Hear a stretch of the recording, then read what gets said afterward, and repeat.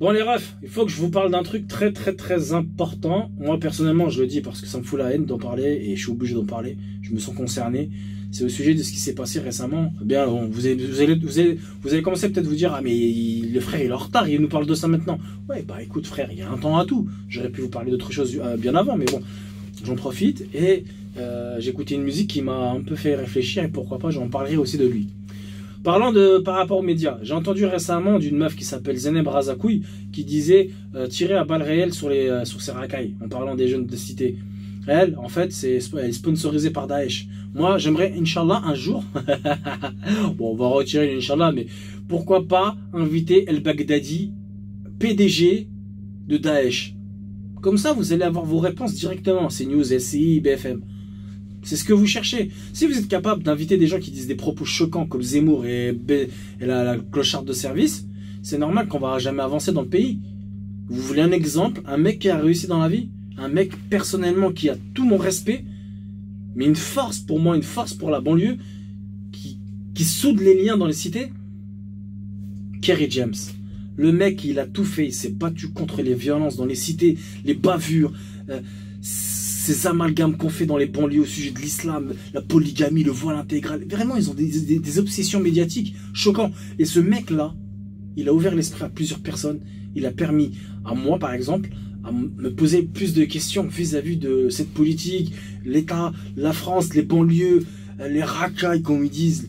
Et moi, voilà, je suis un mec de cité, j'ai grandi dedans, et j'en suis vraiment tout à fait fier, et je ne retirerai pas mes origines, mes cultures, et d'où je viens. Voilà.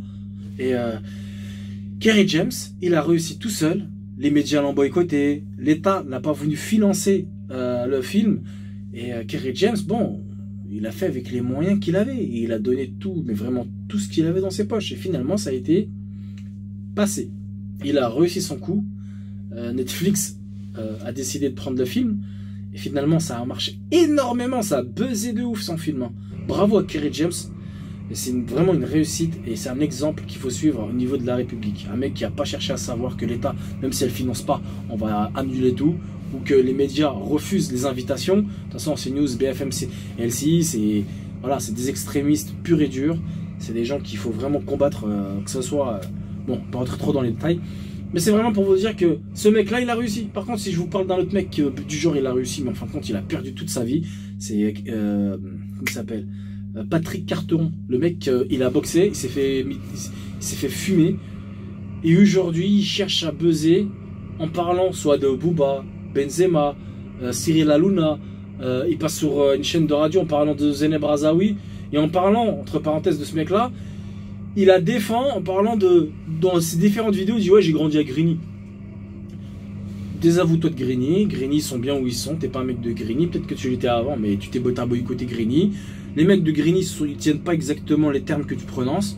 Voilà, la femme elle est voilée, c'est son choix, bref. Tu as défendu une meuf qui dit tirer à balles réelles sur ses quartiers, sur ses racailles. J'en suis un, alors tire-moi dessus. Bref, il a tout fait pour gagner sa vie médiatiquement. Mais dommage pour lui, c'est l'échec total. J'ai pas à parler à une personne qui mérite pas, mais finalement, je vois que ça me fait vraiment moi plaisir et de m'amuser sur son dos.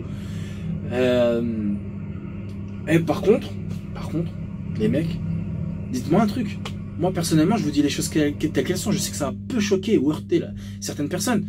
Mais s'ils sont capables d'inviter Zemmour avec des discours de haine et Zeneb Razaoui qui dit tirer à balles réelles dans les quartiers, je comprends pas pourquoi on n'inviterait pas sur CNews et LCI le Baghdadi, le PDG de Daesh, afin qu'il vous dise clairement ce que lui il veut en France.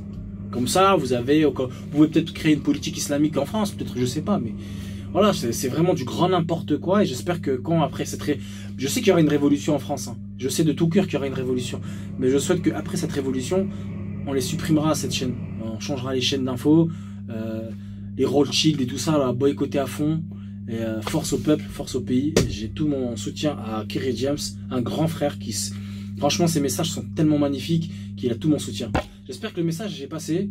Relais le message et abonnez-vous à ma chaîne YouTube. Bon, un peu de force, ça me ferait plaisir. Ciao les mecs.